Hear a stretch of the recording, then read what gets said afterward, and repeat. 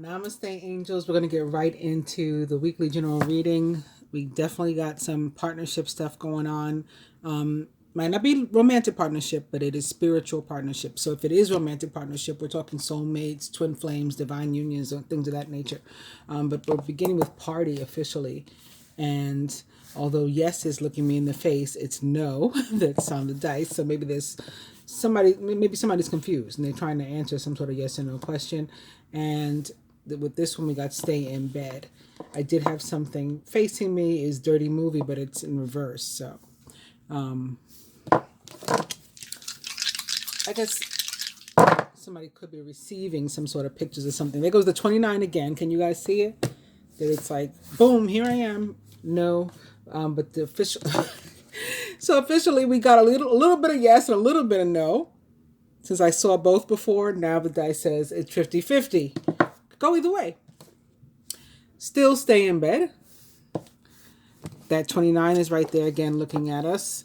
And it says spend money. So maybe on a spiritual partnership. Could be a business partnership. Maybe it's telling you to invest in yourself or in a company of your own or something like that. The cards are saying that we're done sitting around wallowing in self-pity. Whatever the case is, if we're connected to our love lives or our business or our work, our general, our family, whatever the situation is, we've been sitting around, or we had been, maybe saying, oh, woe is me, or nothing good ever happens to me. No reason for me to pay attention to what God may be trying to hand me. Can't be, I'm sure he or she is not trying to hand me anything at all. I never get anything special. I never get any miracles or surprises. Meanwhile, we got all kinds of stuff to be thankful for that we're not celebrating. Okay, so when it's in reverse like this, it's saying I'm done wallowing in self-pity and, being pessimistic and doubtful. I want to make some things happen in my life. I'm probably going to be making a decision. It's a decision that I already know in my heart what I want to do. But I've been hesitant to make the decision because I'm concerned about what other people think, what society thinks, my family thinks, my friends think, my children think, my parents think, whatever the case is, my coworkers, my job. I've been worried about that. So rather than make a decision, I've just sat here in indecision. But again, I'm done just sitting around not doing, not acting. I'm ready to act now. So I'm going to make that decision. This is another indication that there needs to be a decision. That decision is probably having to do with an earthly matter. May have to do with the number of hours I work or the number of days I work or whether I date or who I date, and all that kind of stuff. Something having to do with this life here on earth as opposed to something spiritual necessarily, or as opposed to a decision that's necessarily overly emotional or something. It's an earthly matter that requires some sort of effort or action on my part. All right. So now that we see, well, I was trying to move on and then I accidentally picked up a few cards. They were that 8 of Pentacles in reverse, as well as the King of Swords in reverse, and that revealed the 3 of Pentacles. So it may have something to do specifically with your work and or some sort of collaboration. Again, maybe spiritual partnership. So I'm just throwing the cards that we looked at in the deck arbitrarily. I don't know where they landed. Now I'm going to shuffle. Opened right again to the 2 of Pentacles, even though I had thrown it into a new place. So this is pretty significant for us this week, this decision and or need for balance in our lives, which is also what the 6 of Pentacles is about sometimes. 6 of Pentacles, one of my favorite cards, but it can be about balance, equity, equality, maybe justice. I mean, these can be considered the scales of balance or the scales of justice. They can go either way. This card overall represents the planet Venus for me, ruler of the signs of Libra, as well as here with these pentacles, Taurus. And she is also the esoteric ruler of the sign of Gemini. And she's active this week. She enters Sagittarius, I think. Whatever she does this week, we'll talk about it at the end of the reading for those of you who want to stick around for what's going on in the week. Actually, I have nothing on any of the theological calendars, so to speak. We're only going to talk about the planetary calendar. I do have some notes taken, and I believe that, like I said, Venus enters Sagittarius, I believe, this week. Two of Pentacles, and there's the Five of Pentacles in reverse. So, and where we have been experiencing some feelings of loss or lack, if not actual loss or lack, those feelings again are gone too, and things are looking up, and we're beginning. That's, you know, we've made a turnaround, or things have made a turnaround in our life, and we're going to continue on that path if we're lucky, right? And also, more so than if we're lucky, if we pay attention to our intuition, and if we use all the information that's available to us to make a decision, and then maybe not necessarily share what that decision is until we take action. So this is the High Priestess. It is Major Arcana card 2. This is the symbol here of Gemini. She does represent the sign of Gemini, at least for me. This is actually Isis that's on the card, if you get into the traditional tarot. And the High Priestess is one of those energies, again, she pays very, very close attention to our intuition, our gut feelings, instincts, all of that stuff, but also other information that she has. She, somebody tells her something. It could be gossip. She might not just follow it. She might not. She won't just follow it like blindly or whatever, but she may take it into account. She may at least, weigh it somehow. Any information she has on her own, any books she read on the subject, whatever. She's going to take all the information that she has available about what she needs to make a decision about, and she's going to make a really informed one. And then she's probably going to keep it to herself because she moves in silence. And that's what she got you to do. She's also super, super attractive to people. They are captivated by her aura. She is very, interesting and unique. There's only one High Priestess in the deck. She's different from the Four Queens, and as well as from the Empress and all of that. And so people want to be with her or want to be her. She may have a love interest that is younger than her, that thinks he or she sort of doesn't measure up. And that she is like unattainable, the relationship can't happen, and that's not necessarily true. Here we have also immediately behind that the Eight of Cups, which is about moving from or toward something, often directed by something spiritual.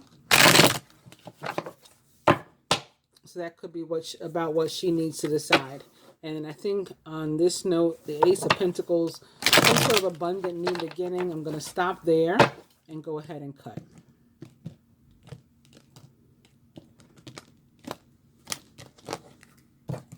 So with Venus with Sagittarius, and like I said, I'm pretty sure that's the placement. Sagittarius is ruled by Jupiter. It is a sign that is, about like blessings and abundance and newness. Two aces in a spread or reading. We just saw the Ace of Pentacles and now the Ace of Wands. Very auspicious. Can definitely be about not only new things in your life, but, big new things, like maybe even a new home, cohabitation, moving, having a baby, like all kinds of awesome stuff.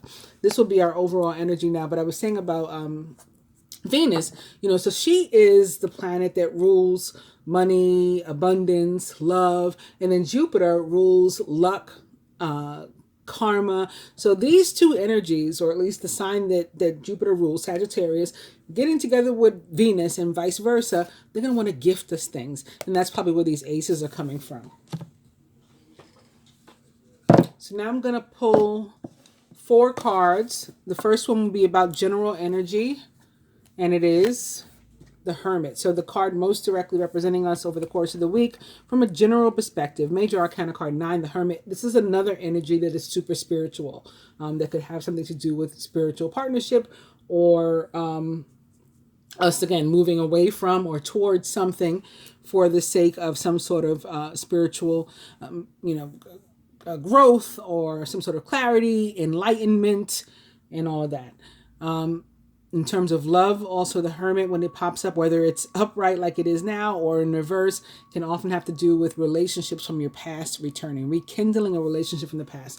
So surrounding energy, close friends, family members, maybe a romantic interest and or partner, colleagues, right, from work, co-workers, something going down at the job, is Major Arcana card 7, the Chariot. Work and finance directly, specifically, Queen of Swords in reverse. Could be Venus, again, potentially, or Gemini, Libra, Aquarius, or someone likened to those traits or attributes. Maybe something's going on with them at the job. The other meanings we'll get to in a second when we get to that placement. Lastly, love and relationship. We have the Four of Swords in reverse. Overall energy of the Ace of Wands with the Page of Pentacles behind it, and our third ace also upright behind that, the Ace of Cups. So emotional fulfillment, maybe coming from a career or job or relationship with maybe specifically a Virgo or other earth sign, Taurus, Capricorn, or some sort of new abundant beginning. Like I said, maybe even an asset like a new home. The Ace of Wands is very much like the High Priestess in terms of what I was saying. Like it sort of guides us or shows up to have us to follow our instincts. And it says, like, there's nothing but means and opportunity out there. And if you, because here's the new opportunity, right? And the mechanism for you to achieve it.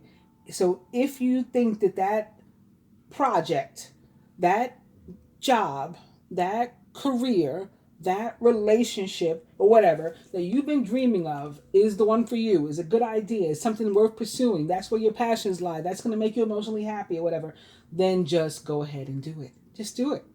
That's the message. And so it could be saying that's the message in terms of, again, rekindling a relationship from your past or developing some sort of new spirituality, losing your religion maybe, letting go of old ideologies and belief systems and things, and coming to some sort of new enlightenment that is more spiritual, maybe metaphysical than traditional.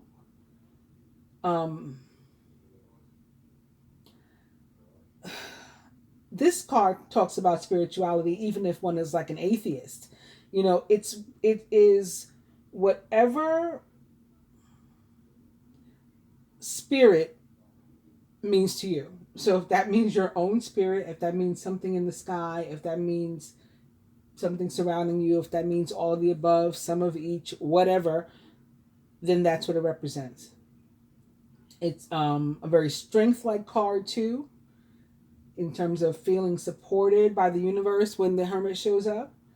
And it can also very much be about trying just really hard to do the right thing, whatever that is. And the idea is just to make sure that doing the right thing includes doing what is right for you as an individual, personally, and not just worrying about the wants and needs of others. So right there, we brought back in that Two of Swords and the High Priestess, which is also a 2, right? So with all these twos, again, a lot of this, for a bunch of you, a lot of this has to do with some sort of partnership. We also saw the Two of Pentacles. It's going in that direction. And again, maybe have something having to do with not only a relationship, but a relationship from your past specifically, and or specifically with a Virgo, perhaps, or other earth sign. The Chariot in your surrounding energy is interesting. Chariot most directly represents the sign of Cancer. I almost said Capricorn. Capricorn is Cancer's mirror sign, and of course is another earth sign. Maybe there is something going on with a Cancer and a Capricorn, or with the energy of that axis. But the Chariot itself indicates a lot of energy that is sort of directed, pointed, controlled. It has a goal in mind. Use it to achieve these goals. That's what I said, means and opportunity. When the card appears, you're probably pretty clear on what your hopes and dreams involve, and what work, bringing in the energy of the Eight of Pentacles again, albeit in reverse, you are ready or willing to do to make it come true. It's a card of determination, ambition, and getting things done. Again, I think the whole spread this week, or the whole week, is about that. Is about means and opportunity, achieving goals, getting things done, testing and trying. Okay, this didn't work. Now I gotta, try this. And if I try it this way, okay, now I can prove what works, what doesn't work. I've got what it takes. I know how to achieve this. It's a sign that you should move forward with whatever it is you have in mind and or heart. And as you know what, let me reverse those, because I'm a heart person first and mind second, although I'm a Gemini and we're all like stuck in our heads and all about logic, right? You should follow your heart, your soul, again, those natural instincts, the things your body tells you first. And give whatever that thing is your best shot, even if it seems, again, logically ridiculous. Get back with my ex. What the heck are you talking about? Like, people are not supposed to do that. Or, I don't know how we're going to do that. We part with, like, if there is means and opportunity presented to you, don't try to figure, and that's what your heart is telling you to do. That's what your soul is telling you to do. Don't try to figure it out. Just do it. Switch jobs now. We're in the middle of a pandemic. Should I really leave this job I've been at for years and take this other one that somebody's offering me, even if it's what I really want to do, and I could make more money or whatever? I'm stable here. Leave this and go for something brand new where I don't have any tenure? Yep, just like that. Start my own business, take out a loan now? Yep, just like that. Just do it if that's what your heart and soul is telling you to do.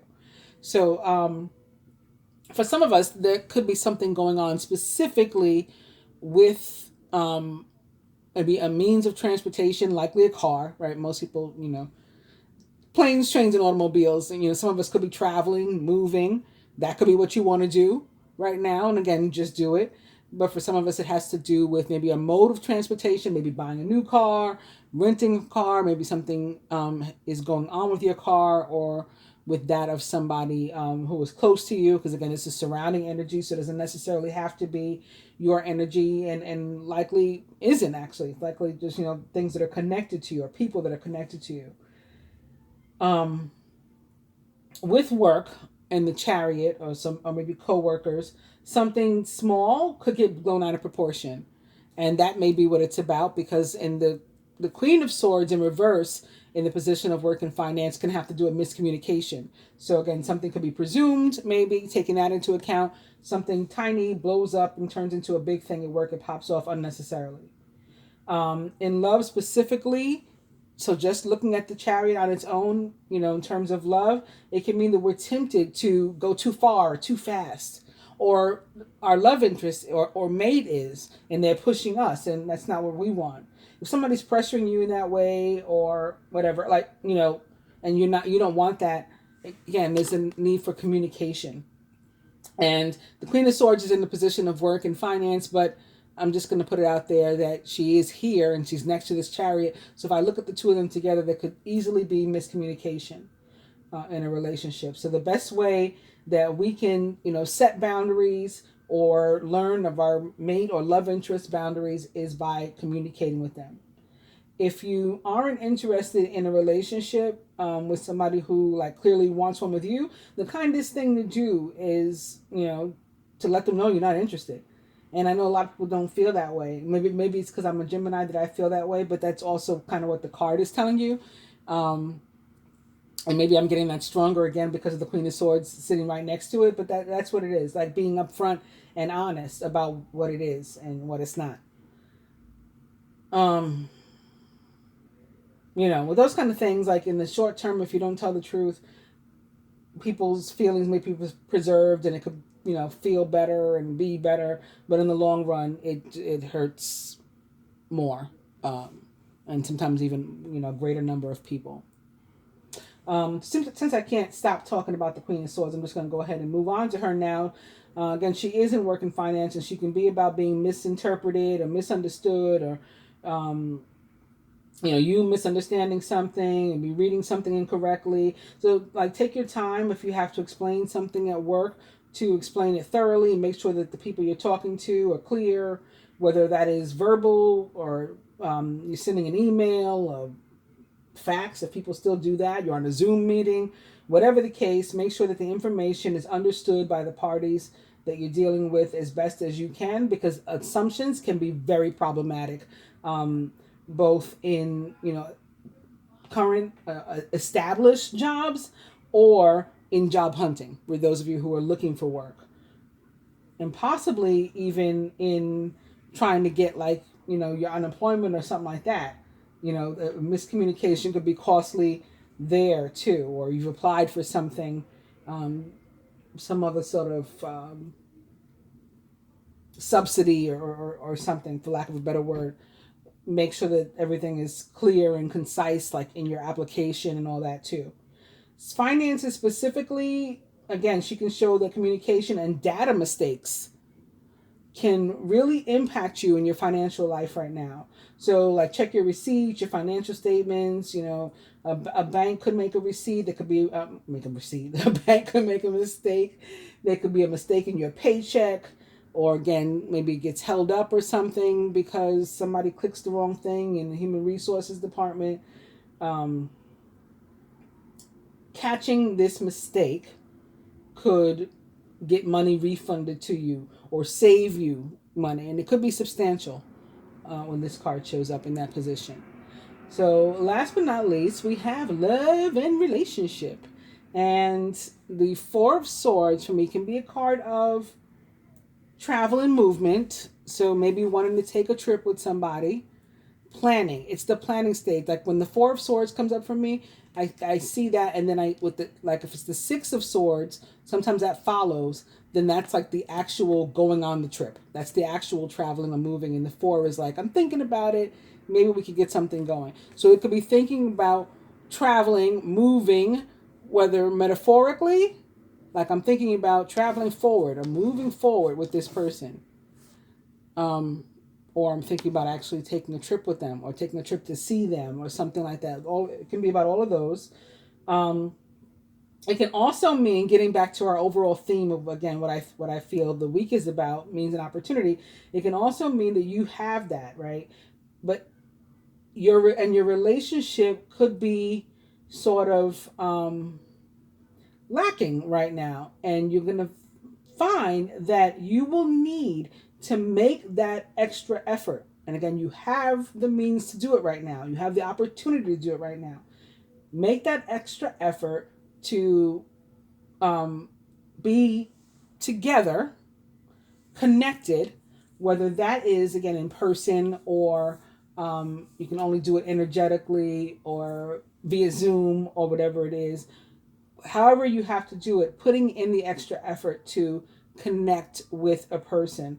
And it's going to take your work, right? It's going to take you being willing to do it. You picking up your sword and being willing to connect.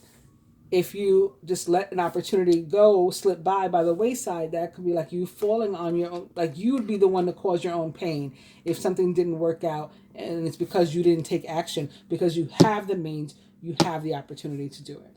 So if you don't, and it ends up in a hurtful situation, that's you fell on your own sword, or three swords, and did that to yourself.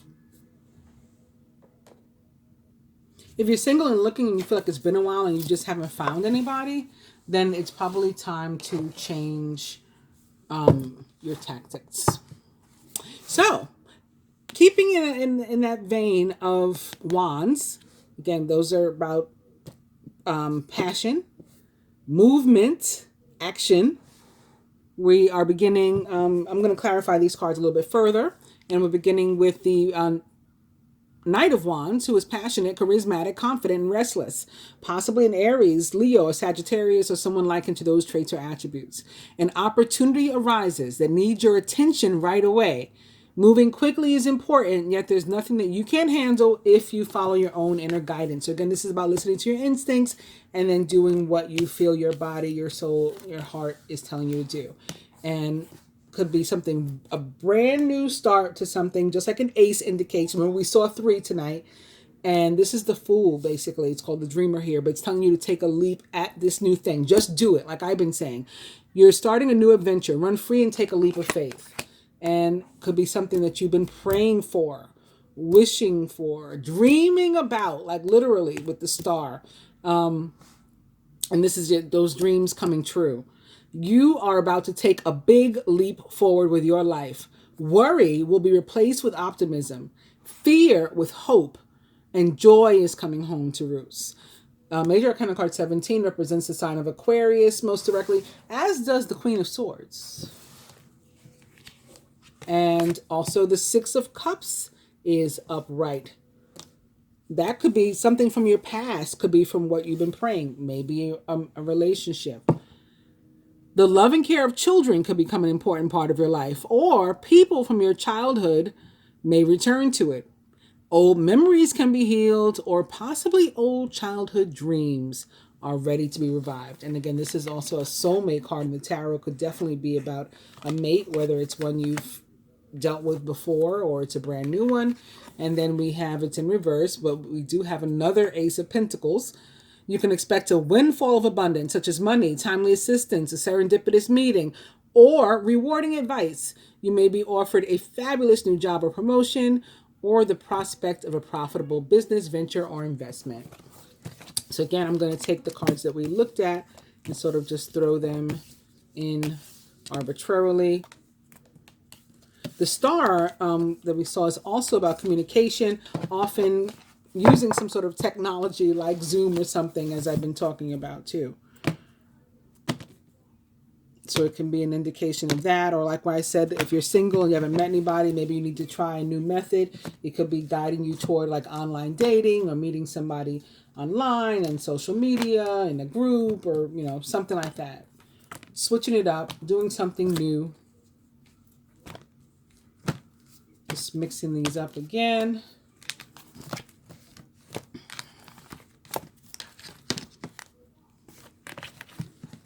And no rhyme or reason to this either. It's all quite arbitrary.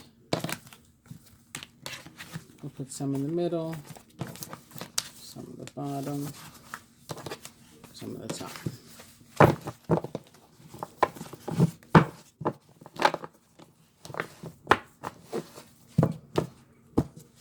Four of Pentacles, being too frivolous or too cautious with money. Good business decisions and giving to the less fortunate. Next card is in reverse. Four of Pentacles for me often has to do with getting rid of something that's in our life, leaving something alone. It's like there's something that we have that we've not only been holding on to, but sort of clinging to because we know we want something else, that we know that there's something better for us. But this is sort of easy, convenient, comfortable, the devil we know. Like, well, you know, yeah, I don't like this job, but I do get a paycheck, so may as well stay here. When again, it's a possible opportunity. Or, you know, no, we haven't had sex in 20 years. We don't even sleep in the same bed. But he helps me pay the bills, or she helps me, you know, keep the house clean, so we should stay together. No, you know, it's like that kind of card. And really it's guiding you to jump at something that is much better for you. So I think it goes along with, again, our overall theme of means and opportunity. I'm going to pull four cards. The first one, to clarify the Hermit now, is the King of Wands. So a lot of this Wands energy, I think this is Jupiter. Remember I said Venus moving into Sagittarius. There's also a Sagittarius new moon. This is a reminder for me. There's a Sagittarius new moon this week as well. I'll be doing a separate moon reading as always. Now's your moment to step up into a leadership role. Don't back away from the spotlight, as your plans will be successful as long as you stay focused upon the big picture. So this is you thinking about, should I do it? Should I make this change in my life that I want to, that's going to be growth and expansion for me in my personal life? And then this is you. This is the, you know, clarification coming through and saying again, yes, just do it. Surrounding energy, clarifying the Chariot, we have the Three of Cups, a celebration, a wedding, graduation, or a birth announcement, and the need to have more fun. So this could be, again, new car, something going on positive with traveling, movement, moving. It's worth celebrating. This could be moving or visiting people from your past, or being social. Could be some sort of victory in your life. Chariot is a major card of victory, and that's worth celebrating. This is positive energy for you. Work and finance, and the Queen of Swords, Ace of Wands, another ace. We're still with these wands. There's another moon in this picture, so it could be the the Sagittarius new moon that helps you usher in this energy as well. And an exciting new opportunity, career advancement. Change your life now. And lastly, love and relationship. It's a beautiful card for love and relationship. It is the Queen of Cups. She is compassionate, loving, giving, and psychic. Also possibly a Cancer, Scorpio, or Pisces, or someone likened to those traits or attributes. This is a time of deep emotions and heightened intuition that you can trust completely.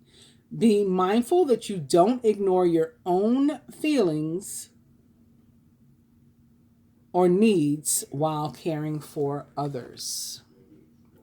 Queen of Cups, possibly most directly, or at least in traditional tarot practice, most directly a Scorpio.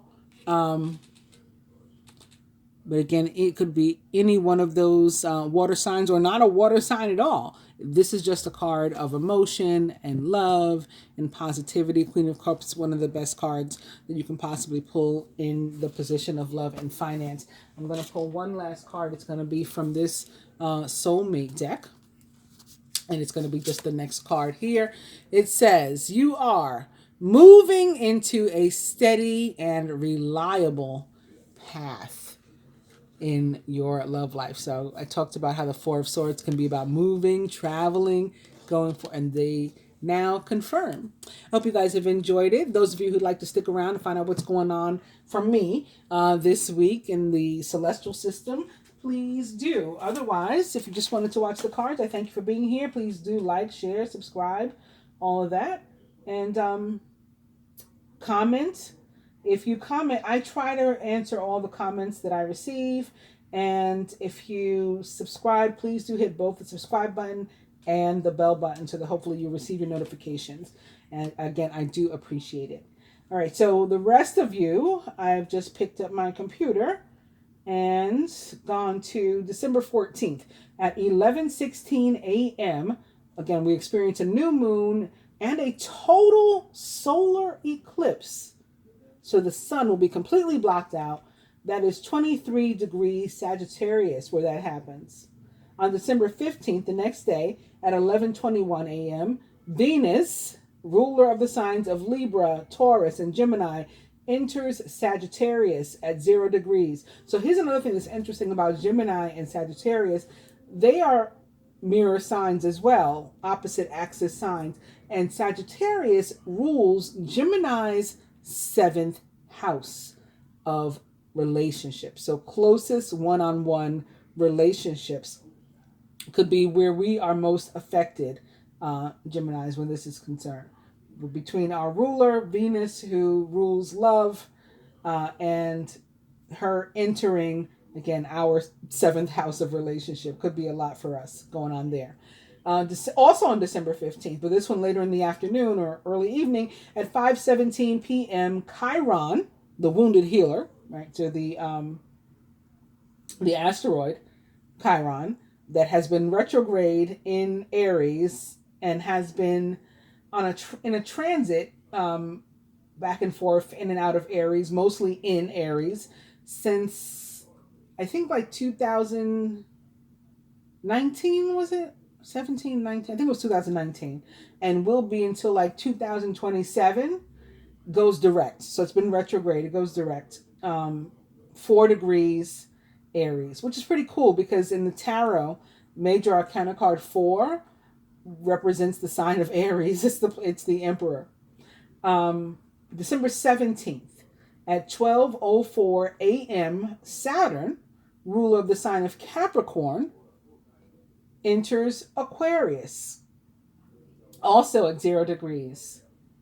On December 18th at 12:25 p.m., Juno, which they say is the asteroid like of soulmates and love.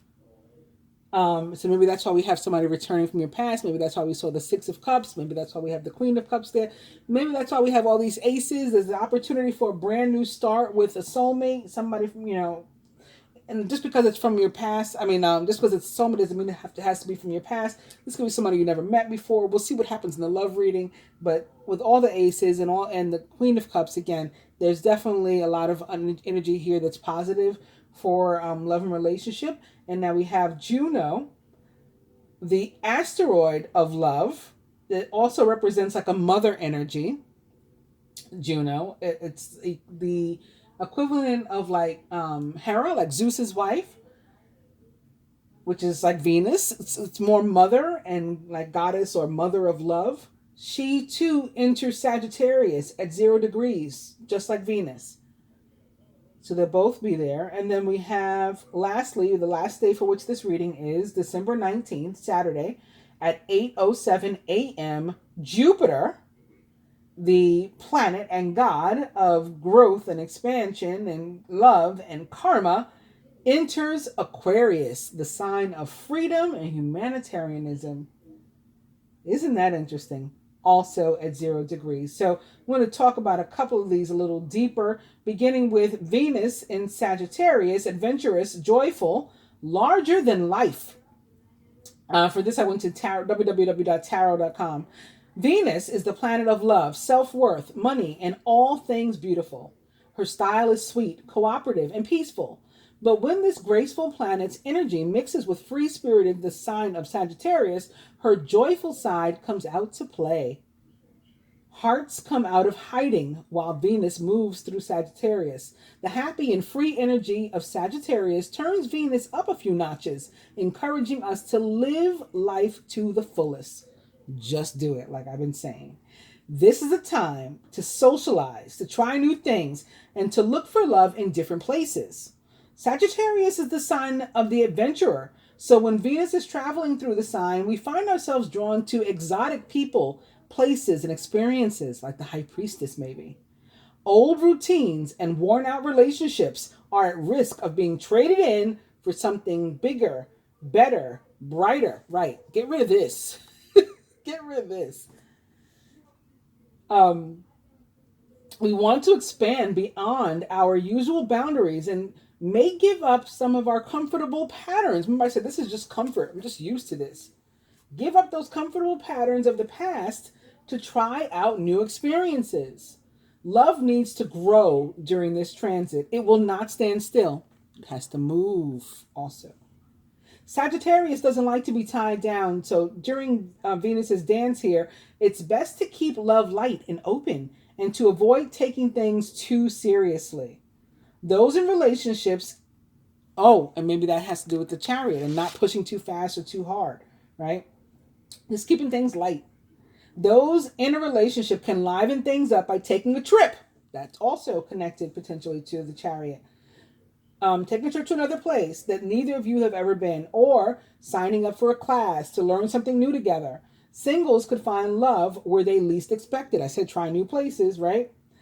That's good during Venus and Sagittarius. Things that feel totally different are especially exciting now. And new lovers may be found through travel or in school, a book club, or other areas of learning. Trust and honesty matter greatly while Venus in Sagittarius. We want to believe the best, but things can often be exaggerated during this transit, and we may realize that we're being taken for a ride. Maybe that's what the Chariot is about. People, places, and things all appear grander than ever, but once the glitter wears off, we may see that they aren't so great after all. While Venus is in Sagittarius, we want excitement and pleasure, and we want it now. We could quickly empty our wallets without even giving it a second thought.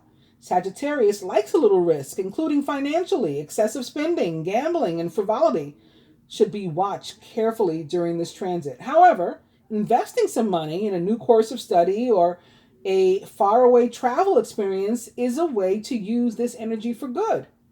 With Venus in Sagittarius, we have an amazing opportunity to look at the bright side of everything. The more possibility and positivity that we put out now, the more we'll receive in return. Also, Saturn in Aquarius, harmonious, foundational, and humanitarian. Saturn has an ancient connection with the societal bounds. As the last planet visible to the naked eye, Saturn has always represented humanity's boundaries between what is and what could be. This tangible relation to our collective limitations results in endless insight over all things related to time, rules, and order. Saturn's epic vantage point gives him an intimate knowledge of humanity and our highest potential. Unlike so many stops on Saturn's zodiacal travels, his transit through Aquarius creates a perfect harmony that we can imagine Aquarius as the countless visionary musicians independently honing their craft to share with the world. Saturn is like the cosmic conductor, taking the stand. He unites their music with the rhythm of time in a dynamic symphony they have performed for eons. Aquarian energy is humanitarian. It's full of boundless ideas about what will improve the lives of others and how shared efforts can make the world a better place. As the 11th sign of the zodiac, Aquarius rules over the 11th house of groups and visions. This is a playground of visionaries, inventors, and creators. But as with anything airy, this sign exists primarily on the mental plane. This is why when grounded and pragmatic Saturn moves into Aquarius, the two inspire each other in truly monumental ways. With this focus on structure in the realm of groups and visions, now is the perfect time for us to connect with others and to take action on our most lofty plans. Find ways to give back to the community, network in some way with people in your field, or lay the groundwork for that nonprofit that's been kicked around for ages. Saturn and Aquarius can also be very auspicious time for us to begin or to deepen a relationship. The transit brings people together to reach beyond the individual's capabilities. Romances or marriages that are established during this time are some of the most powerful and activated unions of all. As much as this transit strengthens and deepens connections, it also has the potential to end that which is no longer serving us, or maybe never did in the first place. Be on the lookout for people and connections that drain you, and be ready to let them go. Now is the time for building sturdy, this is letting that stuff go. Now is the time for building sturdy and lasting structures. Sometimes this means letting go of weak links in friendship, love, and work. And lastly, Jupiter in Aquarius. Unique, innovative, socially aware. This too from www.tarot.com.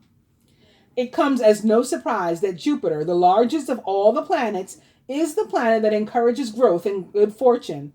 It expands anything it touches. So when Jupiter enters the progressive and innovative sign of Aquarius, our minds are triggered and our eyes are open wide.